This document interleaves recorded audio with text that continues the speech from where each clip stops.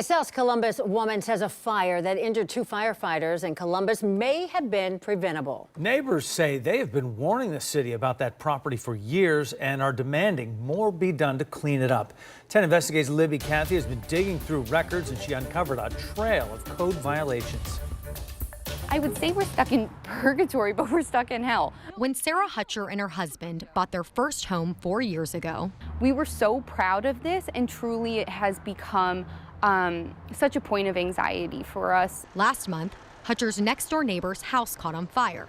According to Columbus Fire, 2 firefighters were injured and her home was damaged, something she said was completely preventable, really scary. Public records show the property has been the subject of at least 23 code violation complaints in 3 years, including fire hazard warnings. I could have lost my husband, I could have lost my newborn baby, I could have lost my cat and dog. She says the city should have taken action earlier, and now she's asking them to do more to help clean up. They have not incentivized him to fix the problem. So I have no reason to believe that there won't be another fire, that there won't be more damage to my home, that my family's not in danger. This has become like a part-time job, just trying to get answers, not even action out of the city, just any answers about what's going on. She's not the only one on the block demanding more from the city. We feel very forgotten. You think if this was happening somewhere else, it would get more attention? Oh,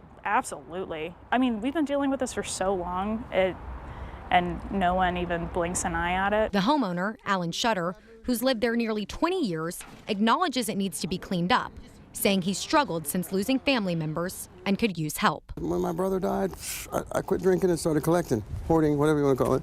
It's a mental thing. I'm going to clean it up and make it like a neighborhood because I don't want my neighbors to have to look at this all day and night. Court records show the city sued Shutter in July, months before the fire, calling the property a public nuisance and citing repeated violations of health, housing, fire, and building codes. Basically, it looked like a hoarder situation to us. 10 Investigates found that city inspectors documented violations 3 times last year for sanitation, zoning, and housing code issues, but none were corrected or appealed. This property has been on our radar screen, and I understand why the neighbors would be frustrated here. And unfortunately, we share their frustration, and the litigation court process, it does take time, but we thankfully have something on the books here on November 25th. The city is asking a judge to order Shutter to fix the problems or allow them to step in, clean up, or even demolish the property and recover costs. We want to secure the court order declaring it a public nuisance, and if have to be, ask the court for us to go on the property and clean things up, or ask a third party to clean it up. Environmental court cases can take months to reach a hearing and even longer for a final order. It can take a year or more for some of this to transpire. But I always tell people to think about if the city came to your house and said you're violating part of the city code, you're going to want the city to be as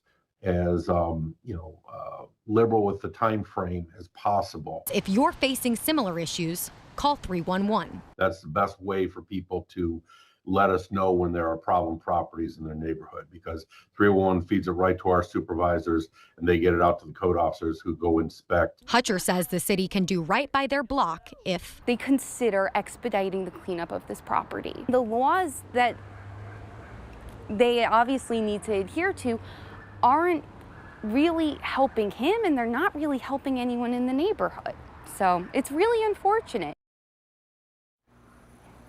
The city's case is set for a hearing on November 25th, where a judge could order a cleanup or demolition. Libby Cathy, 10 TV News.